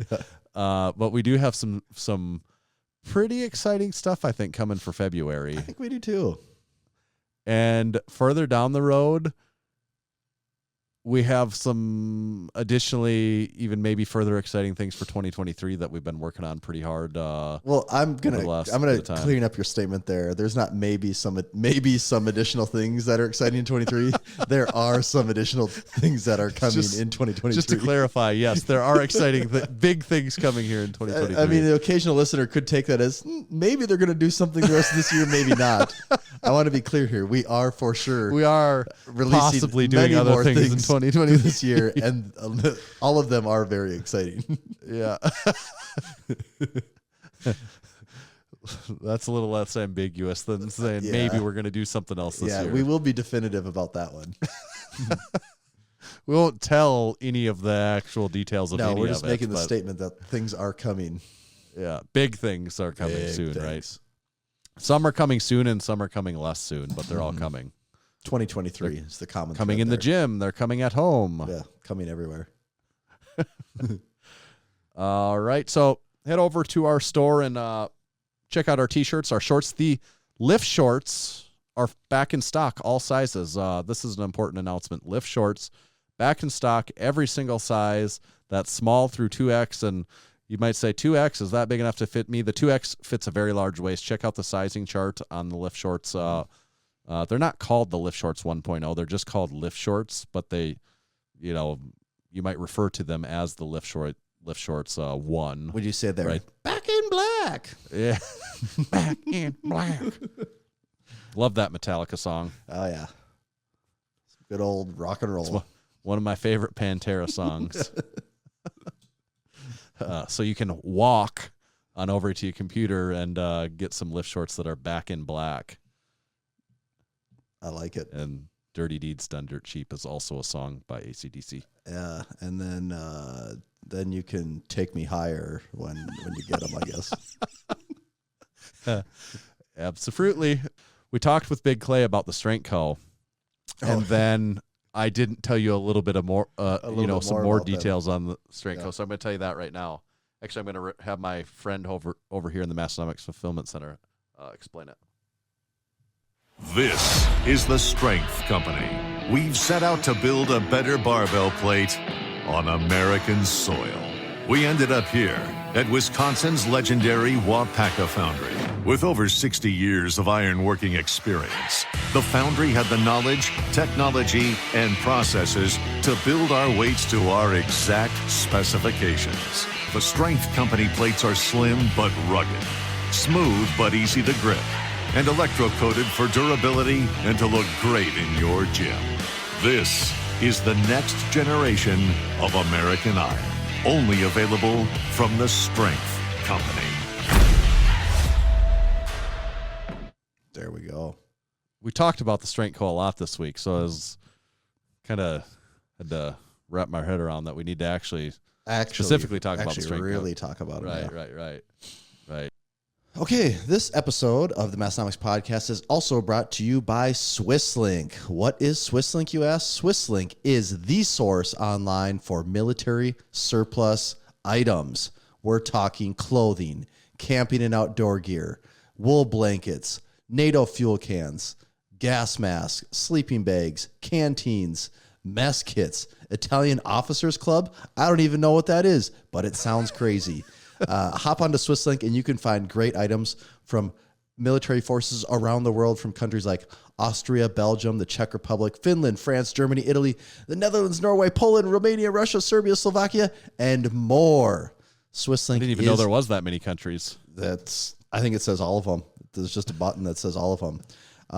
And what will you say? You know what? I'm not really much of a clothing or supply guy. I don't need any of that. Well, you probably are a little bit of an MRE guy, and they do have a case of 12 MREs right here, $90. You can even pay for it in 4 interest-free installments of $22.49.